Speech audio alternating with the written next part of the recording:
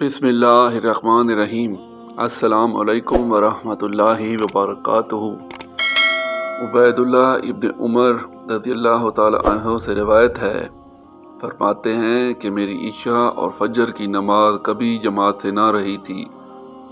ایک رات میرے ہاں کچھ مہمان آ گئے جن میں مشغولیت کی وجہ سے میری عشاء کی نماز جماعت سے جاتی رہی۔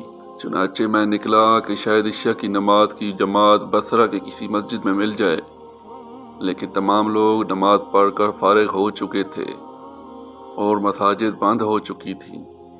پھر میں اپنے گھر لوٹ آیا اور میں نے سوچا کہ بلا شبہ حدیث پاک میں آیا ہے کہ جماعت کی نماز فضیلت رکھتی ہے، اکیلے پر 27 درجے، تو میں نے عشاء کی نماز کو 27 مرتبہ پڑھا، اور خواب میں کیا دیکھتا ہوں کہ میں ایک ایسی جماعت کے ساتھ ہوں کہ جو گھوڑوں پر سوار ہو، اور ہم مقابلہ کرتے ہیں ایک دوسرے سے، اور میں بہت ہانکتا ہوں اپنے گھوڑے کو، لیکن وہ نہیں مل سکتا۔